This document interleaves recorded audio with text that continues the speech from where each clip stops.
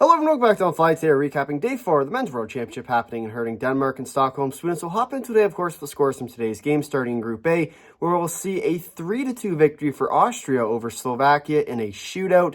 Now, this was a game that I think, at least I was expecting. If you look back to my yesterday's video, as well as my predictions for this tournament, I did have Austria winning, and I mentioned that in the video that yesterday's video, that it really wouldn't surprise me to see Austria win. You know, they've had an excellent tournament so far, and you look at the way they've been playing as of late, and they've been getting better and better and better, and it doesn't really matter who they played, obviously with two tough teams off the open. But you could see them finding their game and finding opportunities to score. And in this game, it was no different. And we saw that early in this one for Austria, where they found the back of the net and they found themselves up against a tough Slovak team. And for the Slovaks, you could just sort of see that, you know, that momentum in a way. And obviously, momentum's been a big storyline of this tournament so far. And trust me, we got a lot of momentum to talk about. But for Austria, they found ways to take Slovakia out of the game, which was absolutely crucial for them in order to win this game. And we talked about that one as well yesterday, that the trick was for, you know, Austria, if you can score early, get on the board, kind of keep Slovakia out of it, it'd be very tough for Slovakia to come back. And all credit to the Slovaks in this one. They found their way back in the third period before, unfortunately, you know, the luck of the draw and the shootout ended up costing them. But the way I think this game sort of shows is, you know, it's two teams fighting for that fourth quarterfinal spot in Group A, you know, assuming you take into consideration Canada, Sweden, Finland, sort of as your top three. You know, that fourth spot is very much up for grabs for a team like Austria, Slovakia, Latvia. And we've seen it at this tournament where these teams are fighting for their lives. And every game matters. If you can scrap a point, just like France did against, France did against Finland, although, of course, you would have wanted a couple more points. Every point does matter in this tournament. So as far as, you know, the game for Slovakia was an absolute loss, yeah, you know, you obviously want to win that game against someone that you're competing for that last spot. But you find a way to get it from, instead of a 3-point margin of gap, to a 1-point margin. I think that's going to be very crucial when we look ahead to the standings. And I think this is going to be one that Austria is going to look back on and say, you know, if we just had a much better third period, it could have been a lot closer. Not saying, of course, that it wasn't a great period, but in my eyes, Austria, they had the chance to close this one out, and unfortunately, they just fell up short. But nonetheless, you know, a big win for Austria in the standings, which we'll talk about in a few minutes here. But a 3-2 shootout victory at that. And the end result, for those who didn't see it, was a tripping penalty on the goaltender that didn't get called. Very well could have, but it didn't, which is all part of the fun of this sport, that, you know, if the refs don't call it, it's not a penalty. And I think, you know, and obviously in the shootout as well, where every goal matters, you know, it's a big last save for the Austrian goaltender at that. 3-2 is your final in this one for Austria. They pick up a big 2 points in the standings. Slovakia also picks up the big point, obviously down 2-0 earlier in the game. Every point matters at this tournament, especially for these teams. A big deal for both of them to get the points today that they did. But now move to the second game of the day. And this was one that I think, for the Swedes and the Finns, Sweden does win 2-1 in this one, but it was a game of 3 periods again for the Swedish team. And we've seen sort of the storyline where they haven't played a full, consistent 60-minute effort yet at this tournament. And, you know, it was a good game for the Swedes. It was a good game. It wasn't a great game. It was a good game. Yes, you know, I think they outshot, I don't know what the final shots were, but you could see that the ice was clearly tilted. But for the Finns, they found the opportunities and played their style, and they found ways to cause some havoc for Sweden. And we talk about it a lot, right? The trap style defense. If you've been a subscriber of this channel, you know that I talk a lot about this trap style defense because it works, and it's been working against teams like Canada, the USA, and more recently Sweden, who's very much more now so adapted to the North American style of game, where we're seeing that kind of problem for the Swedes when they play the Finns, where, you know, they're trying to force pucks into the middle of the ice. And today I found it to be very similar to that problem, where you continue to just sort of funnel it in the middle, and guess who's there in that trap format, where if you're going to play a trap, you're going to wait for your opponents to make a mistake, and sure enough, Sweden does, and you move down the ice, and that's exactly what happens in this game. And as much as, this is a game where 2 periods worth, Sweden dominated play, and not just dominated, but dominated play. And then the third period rolls around, and yes, you still play well, but you're going up against a Finnish team. They're going to come out desperate in that third. I'm just looking for the response. Right down to the final whistle, this game could have been tied. The late game heroics like we just saw the other day against France, for Finland, very well could have happened in this game too. And this is the problem we've seen with this Swedish team, is they're struggling, and they're struggling to play a full 60, whether that's waking up for the game, in that one against Austria, or in this one where you're trying to close out a game. It's just been a struggle to find that full 60-minute effort from them. As for the Finns today, a very well-played game, as much as obviously this Finnish team doesn't stack up very well against the Swedish team on paper, but they play that one style of hockey that can counteract a lot of what Sweden does. And I think this was a game that very much showed that ability to counteract. And for Finland, I thought they played well enough to win this game. For Sweden, I thought they also played well enough to win this game. And we talked about yesterday, this one's going to be a toss-up just because of the fact that Sweden plays their style, Finland plays their style, and that's just the way it is. And those are the way the two teams play, and that's the fun of these two teams. And that's why it's such a good rivalry, because it's always, one team plays the one style, the other team plays that counter style, and it's just a matter of who brings their game on that specific day. So Sweden does take this one 2-1, a big 3 points in the standings as they look to try and solidify their top spot in Group A. This likely will also, as we'll talk about in a few minutes, sort of solidify a second place or better spot for Sweden at this tournament. Obviously, they're looking in front of their home fans to make a mark at this tournament. I think today is a real big step for them in that. We'll now move to the news, and for Slovakia today was slippery, as in the ice is slippery, so be careful. Obviously, I'm sorry. I know you Slovakian fans are already in the comments typing angrily at me for making fun of you guys, but it's one that is such a unique call, and you don't see it very often, the tripping penalty in a shootout, but it wasn't called. And Austria, I think, more than deserved to win this game, despite that third period. This was a game that was a well-played game from both sides. And unfortunately for Slovakia, they just found themselves on the wrong ones in a shootout. And shootouts, as always, are one that could go either way. And we saw that in this one. So for Slovakia, the slippery ice at the very end, just a tough break for them in that. Then to the second one with Austria, who was spectacular. Obviously, that's a joke on Marco Kasper, the Austrian forward, who once again played another great game for Austria and more or less led them to victory. You look at his impact on this game, and it was prevalent throughout. And I think that's the kind of effort you need to see from him if Austria wants a shot to make the quarterfinals. You look ahead to who they're going to get to play. It seems like Latvia that they have to beat. It seems like France they'll have to beat. It's teams in the standings that you need to get the 3 points out of, because you've beat Slovakia. Now it's on you to finish the job. And I think Slovakia, in my eyes, was the toughest team to beat for Austria at this tournament. And now I think it's their turn to really make their mark. And I'm not saying Latvia doesn't match up. I'm just saying in terms of the way the two styles sort of interact with each other, I think Slovakia was going to be the hardest team for Austria to beat. They found their way through them. Now it's on Austria to make the rest of the way through this tournament, because they very well now could end up with that quarterfinal spot like we're playing with a little bit. Obviously, we didn't end up having Latvia in our prediction video, but I think they have the opportunity now for Austria to make it all the way. So something to keep an eye on for the Austrians. They're a team at this tournament to watch. They have been since day one. We've seen their play. We've seen them making their mark at this tournament, surprising some people, including myself. Not necessarily the results that they're getting, but the way they're playing is an eye-opening thing, and I think they could be a team that could really turn some eyes, especially towards the later games in this tournament. We'll now go to Finland with the late finish, and we'll also sort of couple that with the early sweep for Sweden.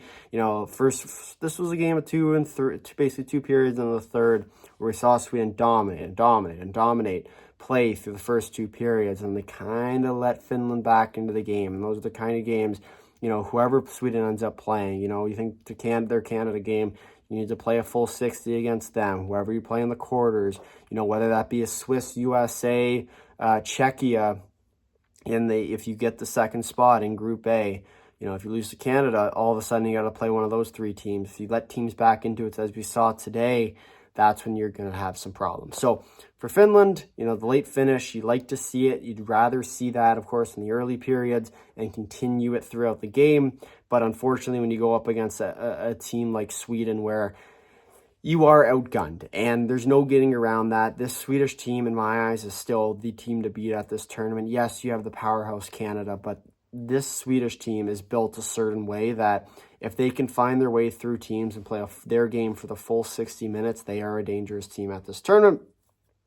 But, of course, for Finland, unfortunately, today with the loss. So, move on now to Group B. We'll start here with a 3-0 victory for Switzerland over the USA. And I think this is a game you could consider to be an upset. This was a game for me that I had my eyes on for a while. And in our prediction video, I think I had the US winning in overtime. I'm like 85% sure I had them winning in overtime. Just because of the way that the Switzerland team was built. And they were a team that was very much so built on the ability to score goals. And their defensive play was going to be come in with that as well. But in more or less, I thought that when you look at the Switzerland team, they're a team that's going to score goals. You look at their offensive firepower, they're a team that's going to score goals. You look on their sort of defensive side, they're a team that's going to score goals. Their goaltending isn't going to score goals, but I just think that's fun to include. But of course, for Switzerland today, the early goal, and it was a momentum shifter. The U.S., at least in my opinion, came out pretty hot. And that one fluke goal, it was a fluke goal. You have to admit it was a fluke goal. But that goal changed the momentum of this game. And you saw it from that period, from that goal onwards, where Switzerland all of a sudden just came out of the gate and they found their groove. And from there, they dominated most of the game towards the end. And for the U.S., they just couldn't find their groove, and they couldn't get the shots that we've seen so often in the previous games for them that we've seen. And I think that was really telling for this Swiss team. And you look to their previous games, right? The overtime loss against the Czechs, where they very well could have won that game, and they led twice, and they blew the lead twice. And I think for the Swiss, this was a game that sort of reaffirms that they are a team at this tournament that is going to turn some heads. And now it's just a matter of what's to come. And I think you look at the way they scored goals today. Yes, some of them were kind of fluky. You get the shot off the defender, you get the shot that went straight up. They're goal scorers goals, right? They're not necessarily those flashy goals. They are goals that are greasy, and they're goals that you need to be able to score in the gold medal game, in the semifinal game. You need to find ways to turn the momentum around, whether you're behind or you're leading with momentum. This Swiss team has done that throughout this tournament. I think they're definitely a team to watch, and a team that's very much surprised me. I'm not going to say that, obviously, that they were the team that I was expecting to be this powerhouse team, and I'm not going to claim that they have become that. I'm not going to claim I said that. You can go rewatch my videos. It's all on tape. I know I was wrong, and I can admit that now. But for the Swiss, I still think they're a team at this tournament that can definitely compete, and I think they can compete with the best of them. Now it's just about seeing them continue that momentum throughout the rest of this tournament. And then the second game we go with Czechia and Denmark. This was a 7-2 victory for Czechia. And in this game, it was one that I'd like to say that this score reflects the game and sort of leave it there, but Denmark played well. The Czechs played well. They got outgunned. They outgunned Denmark in this game. And I just think that when you look at the way the Czechs played today, and obviously 7 goals sort of speaks for itself, but they found the offensive zone very efficiently, and they found highest quality scoring chances. And this was the kind of Czech team I was expecting to see against a team like a Switzerland or the rest of the games they played, where they've kind of, played that sort of not scared, but scared kind of game, that timid game where they're not going to the dangerous area. And I think that's where a guy like Marty Necas comes in, and we saw him today in those dangerous areas. And those are the kind of goals you have to score if you want to have a shot at winning the gold medal. And it's those greasy kind of goals that we talk about a lot. Those are the goals that win you championships. So for Czechia today, really impressive for me. 7-2 is your final on this one. Denmark as well played a good game. Fortunately, fell a little bit short. But to the news we go in Group B. We'll start with momentum for the USA. And, for the U.S., and we talk about momentum a lot. I feel like a broken record. I think I've used this 3 or 4 times now in the news for this tournament. Or I guess twice or 2 or 3 times, whatever it is, for this tournament. But momentum is a very powerful tool at these IIHF events, and it's been a very powerful tool at this year's Worlds, especially where we've seen games be decided by the momentum. And I think that's been one of the biggest things that I've noticed at this tournament, are the momentum swings in games. And all of a sudden, you think about the France game, or 2 days or whatever, how many days ago, where France ended up coming back, and Finland rather came back, where they scored the goal, and then all of a sudden they scored a goal right after. And it's been that efficiency of, you score a goal, you're going to get another goal. You score another goal, you score another goal, right? It's that ability for the momentum to carry. And, if you put down a snowflake, all of a sudden there's an avalanche. So it's continuing to make sure that you can find and stifle it if you're up. If you want to make sure you can stifle your opponent's momentum, you let a goal in, it's time to turn that right back around. So, for the U.S. today, on the wrong side of momentum, we saw it with that first goal from the Swiss. All of a sudden, the game got turned on its head. As for Switzerland, if you build it, they will come. Switzerland's put forth a very impressive tournament so far. If they continue to be doing the right things, eventually results will follow, as they did today, a 3-0 victory at that against a tough USA team. Then to Denmark, with outgunned today, they were just frankly outgunned. And they were a team that I thought, if they play any other team in Group B, maybe with the exception of the U.S. and Switzerland, I think that they probably would have win that game 9 times out of 10. I just think, unfortunately, they ran up against a hot Czech team today that found their groove. And that's the kind of game that hockey is, right? Where sometimes games are played on paper, and sometimes, it's a dogfight to the end. Unfortunately for Denmark today, that on-paper part came into play. So that's what we have for Denmark. Then to the Czechs, we go with the scorers crush. And, whenever you're a goal scorer and you find the way in the back of the net, that's what you like to see. The beautiful Pastrnak goal, the backdoor with Necas. Those are the kind of goals you need to see from this Czech team. From your star players down to the bottom part of your lineup, goals from all the lines is very important at these kind of tournaments. And we saw that today from the Czechs. So we'll see if they can continue that momentum, as obviously the more goals you can score, the better. And, for the Czechs, they can continue that success. Look out, because this Czech team is where they should be going into the playoff round. So that will do it today for our scores and news. We'll now flip to our standings. So we'll start here in Group A, where we'll see Sweden in first place with 9 points, Canada in second with 6, Finland in third with 5 points, Slovakia in fourth with 4 points. Then you have Latvia in fifth place with 3 points, Austria in sixth place with 2 points, France in seventh place with 1 point, and Slovenia in last place in the relegation spot in Group A with 2 regulation losses. And, for this Group A, right, I still think, and obviously this tournament's kind of gone on now, and we've seen some of the games play out. I still believe that you're going to look at Sweden, Canada, flip of 1-2. You're going to look at Finland in third, and then you'll see a dogfight between Latvia, Slovakia, and Austria. Said that from the start. I said that in the predictions. Look for that sort of dogfight, especially towards the end when they start playing each other. Those are the kind of games that you need to win. And I think, for these teams, you're going to see that sort of desperation, if you will, towards the end. I think you're going to see that in the standings, so keep an eye on that one. And then to Group B, we will go with Czechia in first place, Switzerland in second place, Germany in third with 6, and tied with the USA. So U.S. has one more game played with the regulation loss today. So they'll be in 4th place with 6 points. Then you have Kazakhstan in 5th with 3. Norway and Hungary both tied for 6th and 7th. And then Denmark in last place in the relegation spot with 3 regulation losses. Remember, both teams in the bottom do get relegated at the end of this tournament. So lots to play for these teams.